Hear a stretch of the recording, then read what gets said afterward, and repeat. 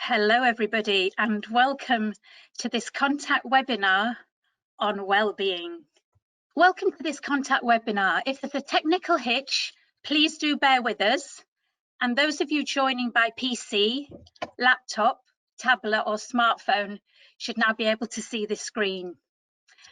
As there's so many attendees, you'll all remain muted throughout. Please use the question mark icon on your webinar toolbar to ask any questions, and then towards the end of the session we'll make sure we've got time to answer them.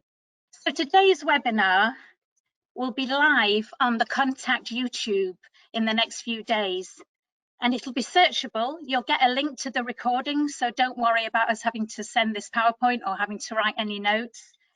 And it'll also be on social media. It's a lasting resource. And I'm really pleased today to be able to deliver this session.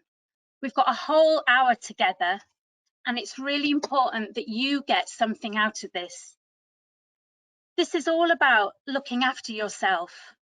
And actually today you need a medal for working out the technology, for surviving the stress of coronavirus, for all the additional anxieties of bringing up a disabled child, homeschooling and more.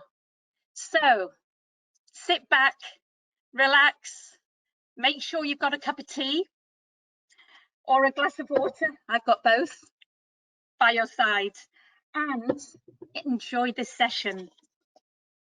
This is all about understanding about stress and how it affects you.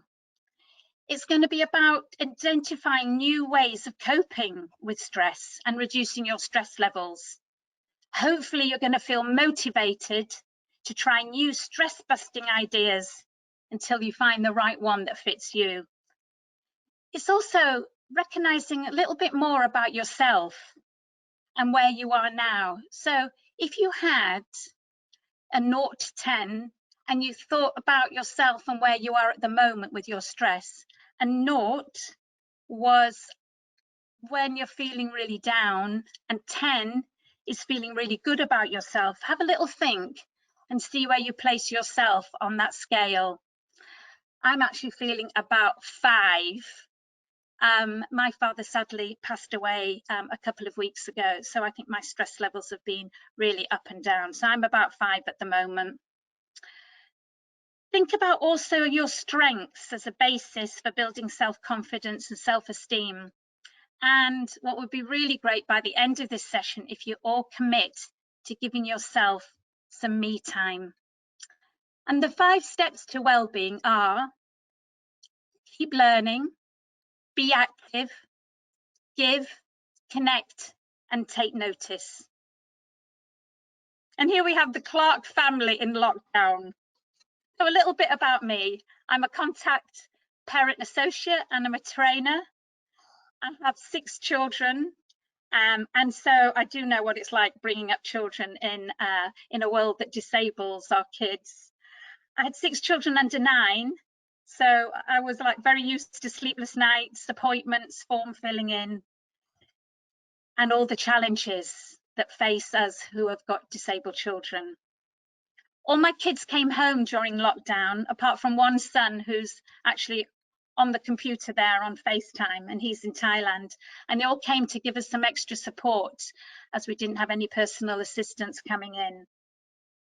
Now, the best piece of advice that I got from anyone on my journey was that this is a marathon.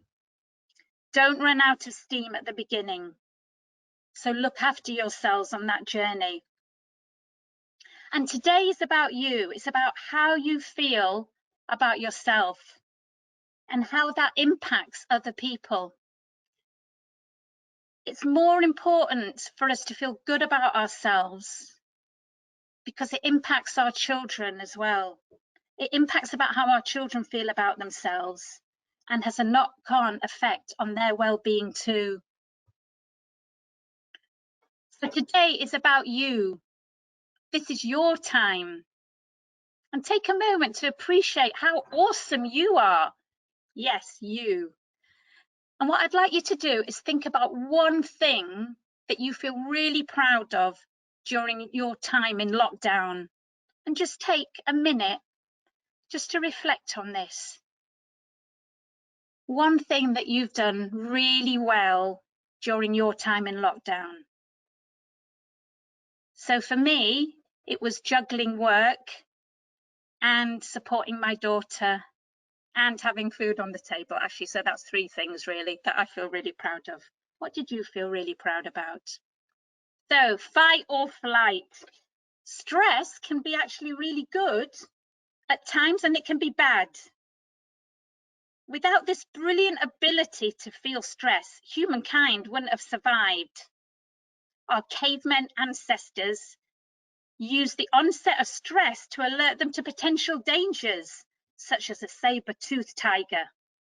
When your body goes into a state of stress, we may feel slightly agitated, we may feel aggressive towards others, and this can be due to our body's natural reaction being in fight. It can be a helpful reaction toward our predators, but in unnecessary situations, it can have a negative impact on relationships and ruin reputations. It can also, when you go into a meeting and you get all your anxiety goes up and you go into a fight mode when you really had hoped that you'd be in a diplomatic negotiating and have those reactions. It can also mean that we're grumpy. We can stomp around in anger. And yeah, it can ruin our reputations.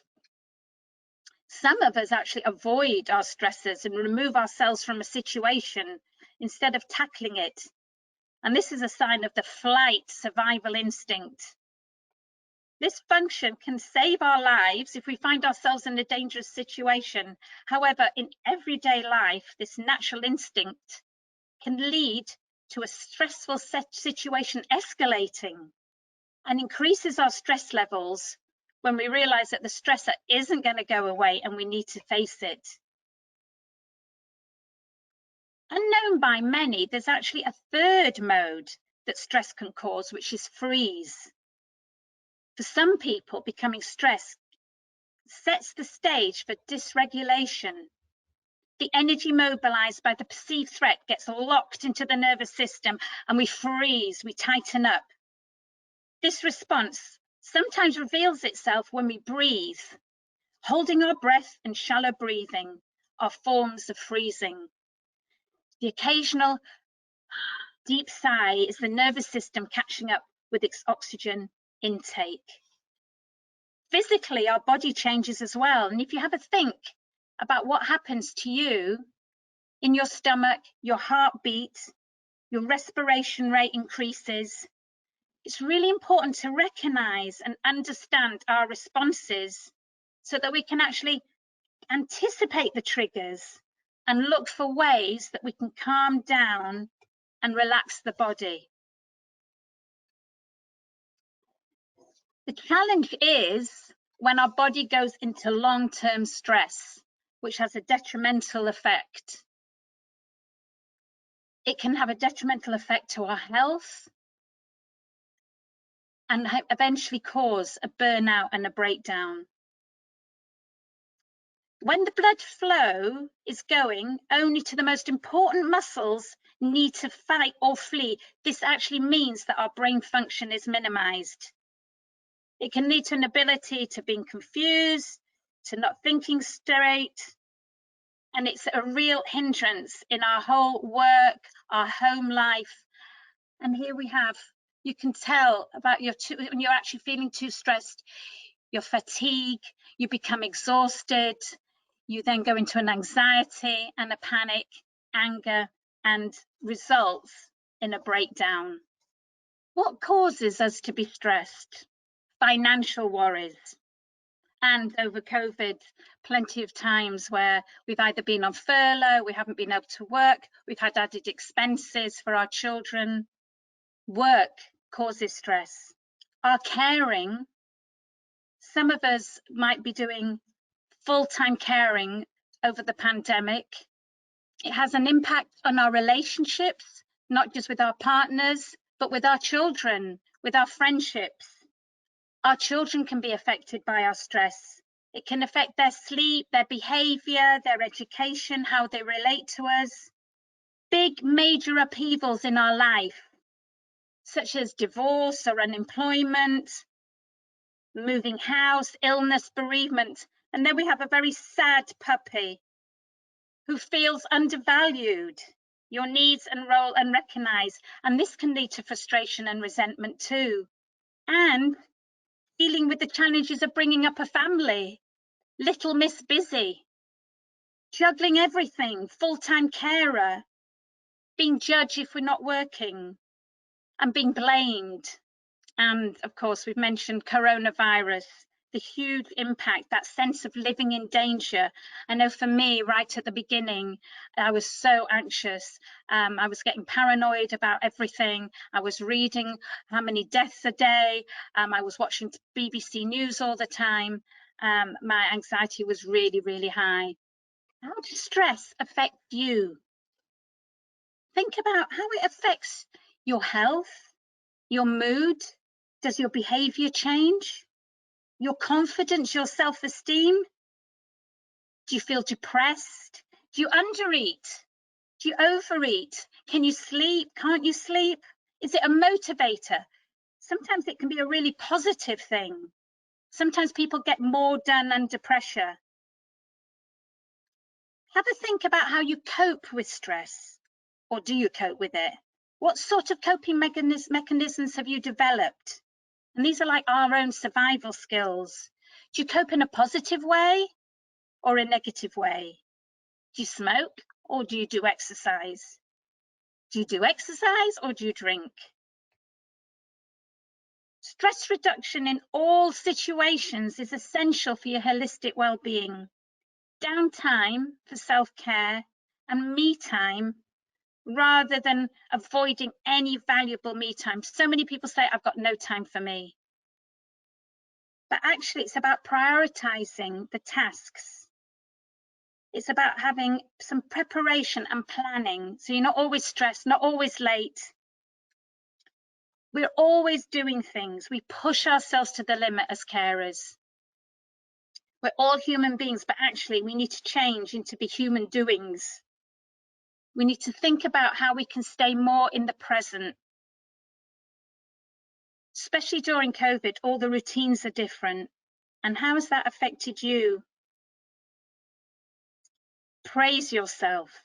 Think about how you have coped. We said at the beginning, think about something that you're proud of. Be kind to yourself. The degree of stress and how we cope with it depends on many things. It depends on our own physical health. It depends on the quality of our interpersonal relationships, our friendship circles, the people we know in our community. The number of commitments, we have a huge responsibility. It feels like we're always pushing something up a mountaintop. We carry other people's worries. We carry other people's responsibilities. We've got dependence. We've got expectations. Also, it depends on how much support we actually have. People with strong support networks, which is family, friends, being part of religious organisation or other social groups, report less stress and overall improved mental health in comparison to those who feel more isolated. So things like social media and our friendships are really important. Support, as you can see, it literally carries us through. With my father's bereavement, we've had a lot of support, and that literally it's carried us through to this next phase. Also, the number of changes and traumatic events that have occurred in our lives impacts how we cope. And our background, our own cultural backgrounds, how we were parented, our home environment, all has an impact on how we cope. There's so many emotions on how we feel about being parents of disabled children. And there's emotions that hold us back, but there's also emotions that take us forward. Feeling happy, feeling confidence, our own self-esteem. Say to yourself, I deserve it. I deserve to be active. I deserve to be happy. I deserve to be helped. I deserve me time. Carers are all amazing people. We do so much for other people. But sometimes we forget to actually ask for help for ourselves. For me, if somebody sends me a text and they say, "How are you?" it always takes me by surprise, but I'm usually the one that asks other people, "How are you doing? How's it going?" But to actually turn that around, it takes me by surprise, but it also makes me feel really good. We're usually at the bottom of our priority lists, with no thought or opportunity or deserving feelings that I need to be on the top of that list. And the truth is, you do deserve to be at the top. You should be a priority. And when you think of the aeroplane, we have to fit our own oxygen mask on first before we help other people. We all need time to recharge our batteries, otherwise we'll run flat. It's like that marathon. We need time to look after ourselves, otherwise we'll run out of the energy and we'll never get to the end. Where is your me time? We're going to be looking at that now. So our 5 steps to well-being is connecting, keeping learning, taking notice, giving, and be active. And these things can really help you feel more positive. They help you reduce your stress, improve your physical and mental health. And it's about getting the most out of life, enjoying life. Remember, your role as a parent carer is really important. You deserve this. You are important too. Let me introduce you to the stress bucket. The bucket is you, and the water is the stress that you face every day. Sometimes that stress might just be a little trickle, but other times it comes thick and fast. Now, everyone only has so much capacity, so at some point the thing is going to overflow and you are going to be overwhelmed. But what if I told you that every time you exercise, it's like doing this? When you make time to see friends, it's like doing this. When you make time to rest, and meditation, and relaxation. So even if the stress keeps coming, as long as you have enough small self-care habits, the bucket will never overflow and you'll never have to get overwhelmed. I think that's great. Yeah, connect with others, not just electronically by text or Facebook, but pick up the phone. Actually have a call. I've been Zooming friends throughout COVID, and we've been even having Saturday nights with other couples, arranging that and just meeting up with people, speaking. It's been really difficult, hasn't it, being isolated and not seeing people. Video conference, or better still, talking face to face, arrange a meetup. Now that things are less restrictive, I'm meeting up with my girlfriend who I used to walk with on a morning with our dogs, and we've been meeting at 6:30, so socially distancing. So arrange a meetup. It does feel good. Give yourself permission to disconnect or reduce time with those that bring negativity. Sometimes you've got to say no to others and say yes to yourselves. I think of it as like you've got your drainers and your radiators. Your drainers are the people that just suck your energy and don't give anything back. Your radiators are the people in your life who do give you something, who do make you feel good. So think about actually getting rid of the drainers and having more people in your life who are the radiators. There's strong evidence that indicates that feeling close to and valued by other people is a fundamental human need, and one that really contributes to functioning well in the world. It's clear that social relationships are critical for promoting well-being and for acting as a buffer against mental ill health for people of all ages. So with this in mind, try to do something different today. Try to make a connection. So talk to somebody today. Give them a call instead of sending an email. Speak to somebody you haven't spoken to for ages. Ask somebody how their week's been. and really listen when they tell you. Put 5 minutes aside to find out how someone really is. If possible, take time each day to be with your own family, like having a fixed time to have dinner, or book time, or film night on the sofa. We've got Saturday nights that we all curl up on the sofa and put a Netflix on. Arrange a day where you haven't seen somebody for a while and meet up. And like we said, make the most of technology and stay in touch with friends and family. We've been having Sunday Zooms with our Scottish family who are actually spread out all over the world. We've got family in China, and we've got family up in Inverness, down in London, and we've been having regular Zooms with Granny Scotland, who's based in Edinburgh, and she's met up with us every week, whereas normally she wouldn't be seeing us for perhaps twice a year. So yeah, think about how you can use the technology to meet up, especially if you live far apart. To the middle, and then over to the other side. Your head and your ear towards your shoulder. Look up diagonally, and I can feel that pulling right here. And in fact, it's making my fingers tingle. And look down and back into the middle. Now that only takes a minute to do. So you can do that first thing in the morning. You can do it whenever you're starting to feel stressed, or you can do it in the evening. There's so many online classes at the moment as well. I did a yoga class that was online, and that was been really, really positive. It doesn't have to be intense for you to feel good. It can be slower pace, like the walking that I do. Endorphins are the ultimate feel-good chemicals, and when you exercise regularly, your brain produces these, and they also help to relieve pain. Once you start pumping out the endorphins, exercise no longer feels quite as hard. And also, the endorphins help to calm fear and anxiety, thereby making you feel more tranquil and at peace with yourself.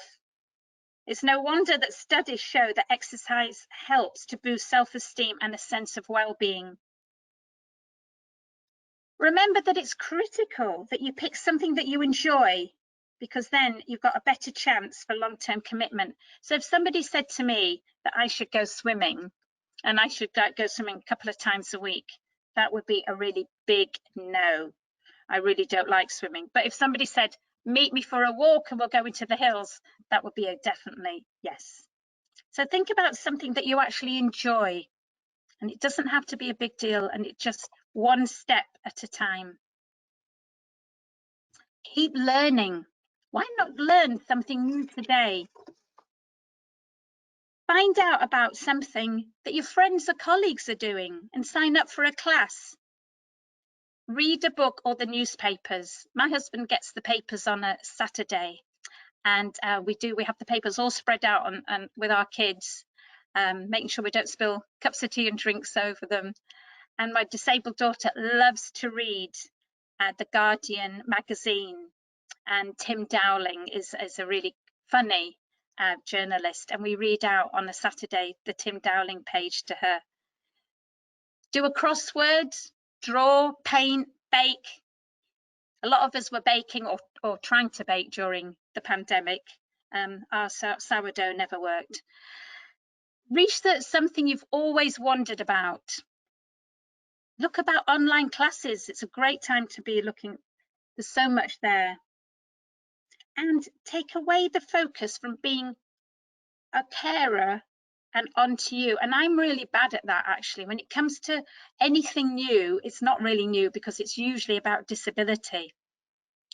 But it's actually thinking, actually, I'm not going to look at something about disability. I'm not going to read Twitter or look at something that I already am involved in, but something that's different, that's for me.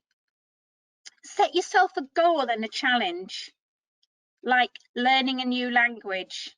That's something that's going to help build confidence, and at the same time will help you deal with your stress.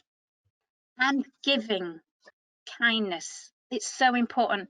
I used to drive my kids mad because I would say to them, tell me one kind thing you've done at school today. But individuals who report a greater interest in helping others are more likely to rate themselves as happy. Committing an act of kindness once a week over a 7-week period is associated with an increase in well-being. Be part of your local community. Think about what you can get involved with. It could be your parent forum, could be a parent support group. Our family are very involved with our local refugee community. We've actually been a host family to refugees and asylum seekers for the last 6 years. And at the beginning of that, when we offered our spare room to our local refugee centre, people said that we would get much more out of it than we could possibly give to somebody else. And we have. It was life-changing, and it's brought so much into our family. Think about being kind for a friend. I took a bunch of flowers round last night to a friend who's got cancer, and it was a bit of an effort. I'm not used to going shopping. I was nervous about going into Tesco's, and I went and hand-delivered the flowers, and it did feel like it was really good. And she texted me afterwards and thanked me. Give your time, like I've said about doing volunteer work. If you don't have time to volunteer because we're so busy with our kids, try to do someone a favour. It could be something really small, like just knocking on the door of a neighbour and asking how they're doing, or doing the shopping for somebody elderly in your neighbourhood. We had a lot of difficulty, as many people did, with getting on online shopping, and one of our neighbours was amazing, and he would text us every couple of days and he'd say, what do you need from Tesco's? And I would just message him with a list. And for him, he was really, really pleased to get involved and do that act of kindness. Donate your skills and experiences to the parent support group. Declutter and get rid of your unwanted things and give them to charity. Live in the present. We're so busy either worrying about the future, planning things, planning our appointments. But here and now is very important. Take some time to enjoy the moment and what's around you. And so we've just got a few ideas for this. Being aware of what's taking place in the present directly enhances your well-being and savors the moment. It can really help you reaffirm your life priorities. The heightened awareness also enhances your own self-understanding and allows you to make positive choices based on your own values and motivations. Give yourself permission to slow down and take notice of the world around you. Take notice of your own body, your breathing, how you're feeling, your posture. Here are a few ideas.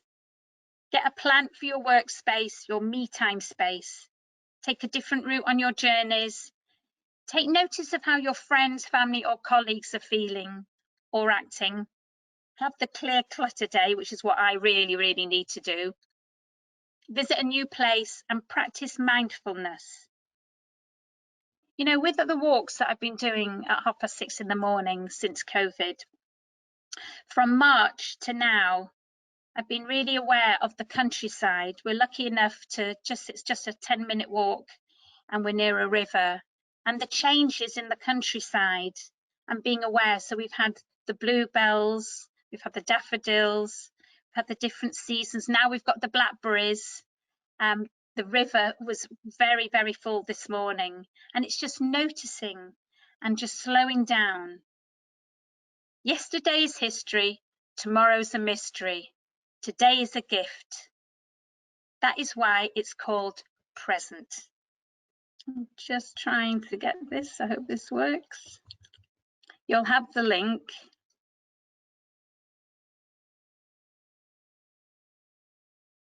I hope you enjoy that. I hope you could see it properly. There's some really good ideas there. Mindfulness. is about savouring every little moment. That picture there is absolutely beautiful, isn't it? We live in such a fast world that we rarely get the opportunity to really look around us and be in the present. So look at that picture. What do you see? What do you smell? What are the colours? Think about the sun on our faces. Feel the heat on our bodies. When we're outside, what does the breeze feel like? How does it feel on your skin? What do you hear? Bird songs, noises. Next time you're out, take a moment to live in the moment. When you're washing your hair, slow down. How does it feel? Soft, wet, warm, hot water on your head. Enjoy the massage, creamy lather, bubbles. Take a second to smell the sweet. Enjoy. Chocolate. When was the last time, not that you ate chocolate, but when was the last time you savoured it? When was the last time you held it in your mouth and tasted it? We gobble our food down. Next time you're having a meal, or when you finish this webinar, get something to eat and actually slow down, taste the food in your mouth, feel what it's like. Fresh bed linen is one of my favourite things. It's nothing like clean, freshly washed, off from the washing line bed linen. That's the wonderful thing about staying in a hotel, is that crisp, fresh linen. Young children are actually the experts on mindfulness. They naturally do it. They wash their hands, they remember every little bit, they play, they enjoy the bubbles, they splash, they taste, and they smell. All of these activities can bring a calmness to your mind and change the focus to the present. So slow down, enjoy the moment. Ooh, and there's that chocolate.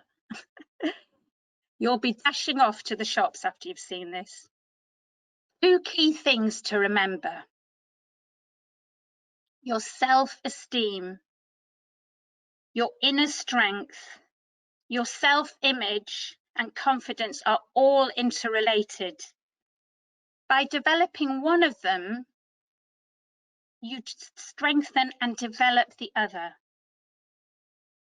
And the 5 steps to well-being in your life will increase your self-esteem, they'll increase your confidence and vice versa. And like we said at the beginning, how you feel about yourself impacts all the other people that you come into contact with. It comes from the professionals, the meetings you go to, your friendships, and like we said, about your children. Self-confidence is affected by how you think and believe people see you.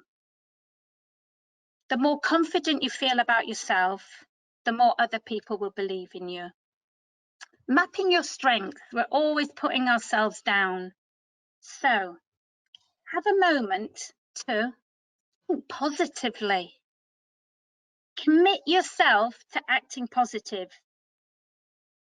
Things will get better. Your inner voice with all those negative thoughts, change it around. Change it to, I can do this. I will feel better about myself. Promise yourself that from now on, you will never, ever put yourself down. Never say the word can't, or say that what you want is impossible, or tell yourself you're incapable of learning something new. It's just the opposite. Stop comparing yourself with others, and social media's got a lot to blame for that. No one is better than anyone else. We're all different. Invest in yourself. You are worth it. That regular pamper, that nurture, the head stretches now and again. Make the most of your personal appearance as well. Not easy during COVID. It reminds you that you deserve the very best. Commit to behaving more confidently, having a better posture, standing straight. Keep your back straight, look people in the eye, speak in a clear, unwavering tone. Confidence comes from inside. This is hard to do, and yet we do it with our children. But when it comes to ourselves, it is more challenging. Make a list of your personal qualities. Think about the things that you do really well. Think about the skills that you've got. Don't be shy. Ask somebody else what they think about you. You'll be surprised that they've got a list of your personal qualities already. And all this is about is our time for me. If you don't make yourself time, then who else is going to make time for you? And a word that's so small but really difficult is the word no. Practice saying no. Teach our kids to say that as well. Who should you say yes to? And should you actually say yes? Keep your chin up and practice being confident. It will make you feel really good. But after you finish here and watching this webinar, write down 3 positive sentences about yourself. Starting with, I am. I am a great mum. I am a great cook. I'm an excellent organizer. I'm a really good listener. So for me, I think I am a really great mum. I'm really proud that I feel that I'm really kind, and I'm really a positive person most of the time. So that's a little bit of homework for you. When you finish this, grab your bar of chocolate or eat a biscuit really slow and write down 3 positive things about yourself. It could be about being human, about being really funny. You perhaps are a motivator, a confident person. You could be really creative, artistic, safety conscious.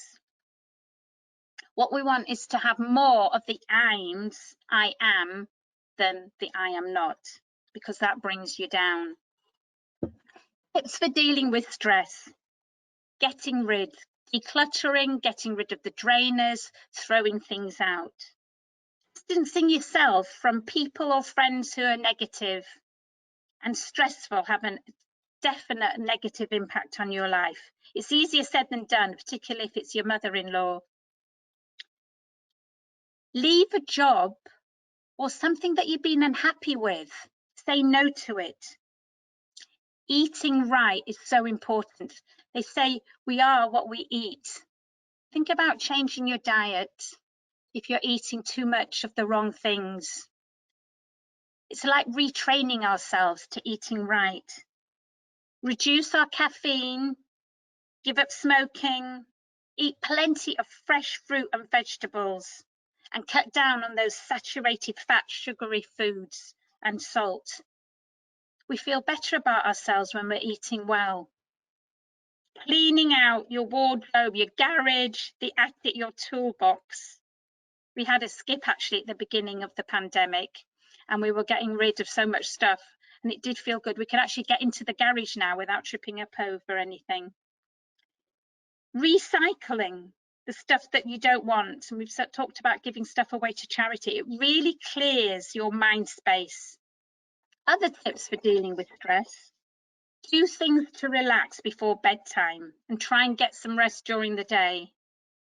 Develop your own good bedtime routine. We're trying to do it all the time with our children, but actually our bedtime routine is very important. What time do you go to sleep? What are you doing before you go to sleep? Are you on your Facebook? Are you on your iPad? Think positive. Be determined, feel optimistic, use your imagination, be enterprising and motivated. Be happy, encourage others and encourage ourselves, and think strong. If you surround yourself by positive people, this also introduces you to positive thinking. Develop an attitude of gratitude, saying thank you, being appreciative, sending cards to other people. Start to write a journal, a gratitude journal to help you. And don't think bad about doing nothing. It might be just what you need. Soak in a lovely hot bath or have a nice hot shower. Read a good book. Breeze through your favourite magazines. Watch your favourite TV programme and listen to music. I do remember in the early days when my kids were so small that we rarely had the radio on. I was always too busy trying to listen out for the next cry or the next shout for mum. Pamper yourself. Do a bit of reflexology.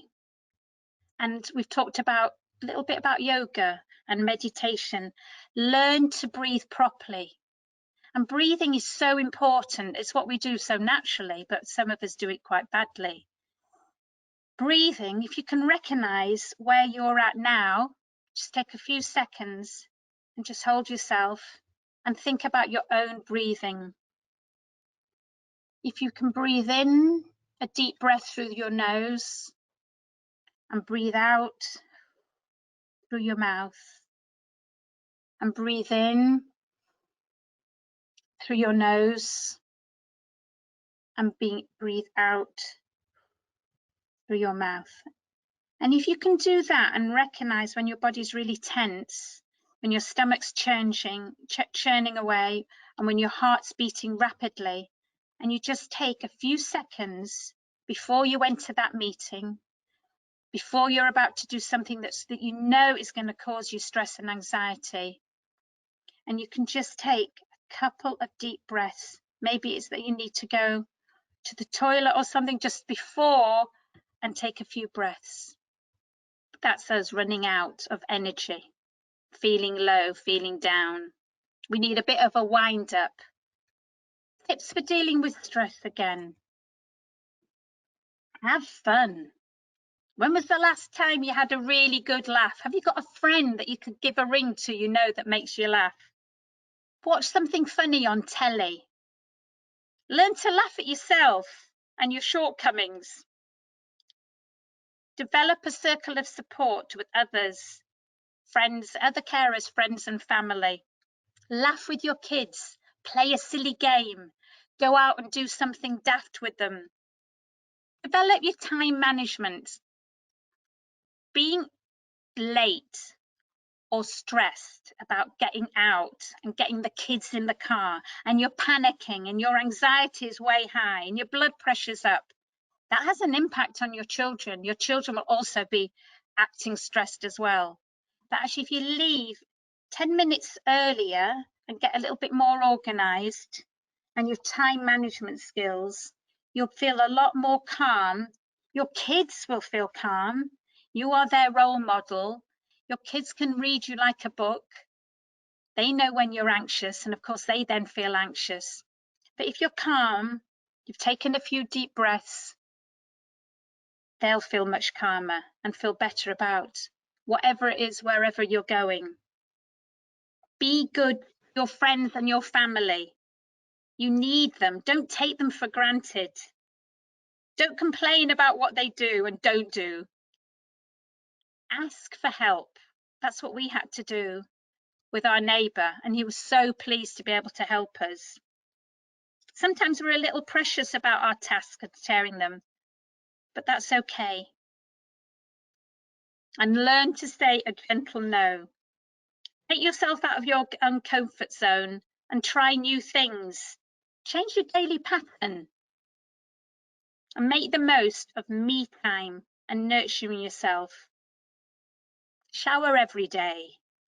Invest in yourself and your appearance. Put the lippy on, put the high heels on, put a jacket on. I always find that putting a jacket even over a pair of jeans makes me feel a little bit more smart, a little bit more in control. Lose weight gradually if you need to, over a period of about a year. And then there's the getting fit, which builds confidence and self-esteem.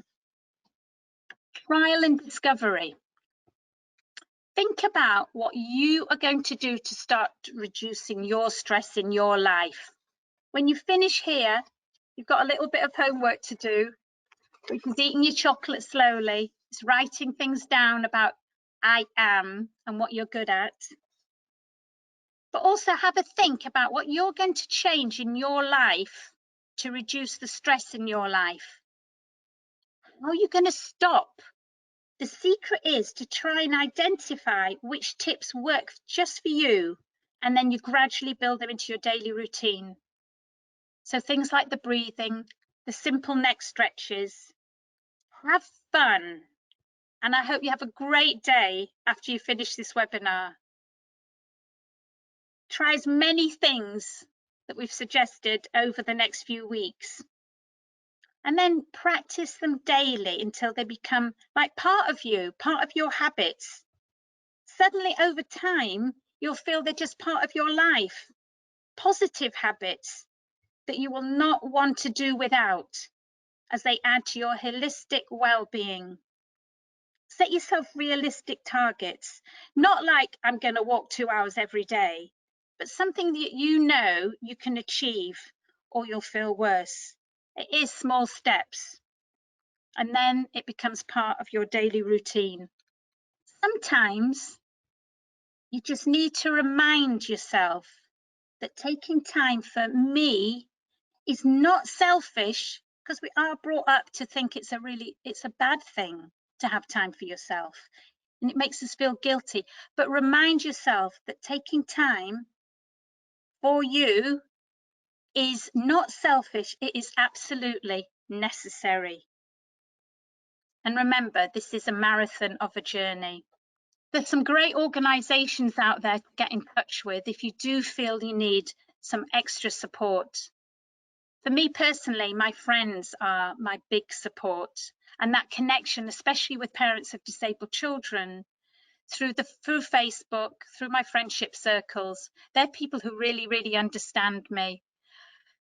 If you need just extra help, there's all these organizations, Mind, Respond, Sane, Turn to Me, Samaritans. NHS has a really good website with a list of helplines and where to go. And of course, we've got our contact and our helpline. And if you need a little bit of extra support, somebody will ring you back. I'm not sure if there's any questions. Oh, I've got the questions. How do you deal with the survivor guilt? Watching the news and seeing the numbers who died, but I didn't. Also, my illness caused my daughter untold stress, and I caused that to her.